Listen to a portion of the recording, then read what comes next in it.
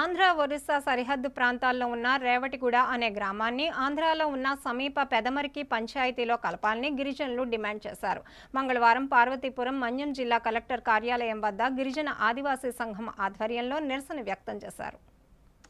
పార్వతీపురం మన్యం జిల్లా కేంద్రంలోని జిల్లా కలెక్టర్ కార్యాలయం వద్ద గిరిజన ఆదివాసీ సంఘం ఆధ్వర్యంలో రేవటిగూడ గిరిజన గ్రామస్తులు తమ గ్రామాన్ని అటు ఆంధ్రాలో గాని లేదంటే ఒరిస్సాలో గాని కలపాలంటూ నిరసన వ్యక్తం చేశారు. ఈ సందర్భంగా గిరిజన ఆదివాసీ సంఘం నాయకుడు రాము మాట్లాడుతూ 45 సంవత్సరాలుగా రేవటిగూడ గ్రామస్తులు ఆంధ్ర భూభాగానికి సమీపంలో ఉంటూ ఎలాంటి మౌలిక సదుపాయాలకు సైతం నోచుకోకుండా సంక్షేమానికి దూరంగా నరకయాతన అనుభవిస్తున్నారని అన్నారు. ఆంధ్ర ప్రభుత్వం ఇస్తున్న సంక్షేమ పథకాలు, రేషన్ వంటి వాటిని తాము కూడా లబ్ధి పొందేందుకు పెద్దమరికి పంచాయతీలో తమ గ్రామాన్ని కలిపి తక్షణమే చర్యలు తీసుకోవాలని కోరారు. ఒరిస్సా గవర్నమెంట్ సైతం తమను పట్టించుకోవడం లేదని, తక్షణమే సమస్యలను గుర్తించి పరిష్కరించాలని కోరుతూ డిమాండ్ చేశారు. ఈ కార్యక్రమంలో గిరిజనులు అధిక సంఖ్యలో పాల్గొన్నారు.